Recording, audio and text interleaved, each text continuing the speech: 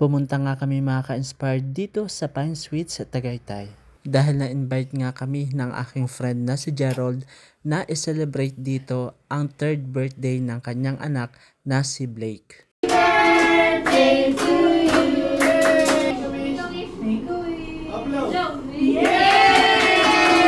At syempre hindi mawawala mga ka-inspired ang napakasarap na pagkain.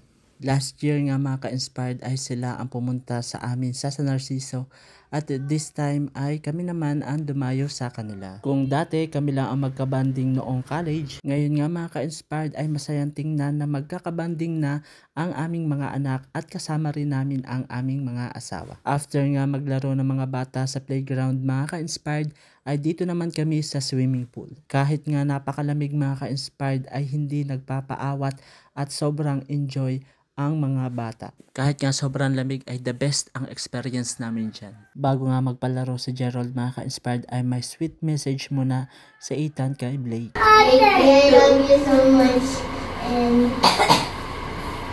I'm not okay. Go. Happy birthday!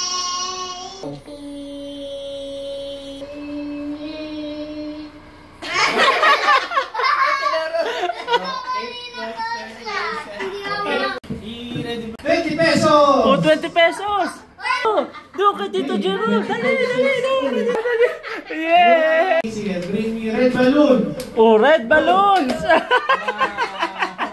At kahit nga mga half senior na mga ka-inspired ay kasali pa rin kami ni Gerald. Siyempre parehas hindi magpapatalo mga ka-inspired kaya parehas kaming winner. So ayan mga ka-inspired, si Kuya Ethan na nga ang susubok. At dahil naputol ang tissue at napatapat sa powder, yan ang kanyang magiging prize mga ka-inspired. Pinaiyak pa nga ng kanyang amain. So ayan mga ka-inspired, si Kuya Mado naman ang susubok sa challenge na ito. Hindi man niya nakuha ang pinaka-grand prize mga ka-inspired ay ligtas naman siya sa powder. At syempre hindi magpapatalo ang birthday boy. Small but terrible nga mga ka-inspired dahil nakuha niya ang pinaka-grand prize. Pagkatulog nga ng mga bagets mga ka-inspired ay eto na, konting tagay na maraming kwentuhan. At ito lang muna ang ganap mga ka-inspired. Salamat sa panunood.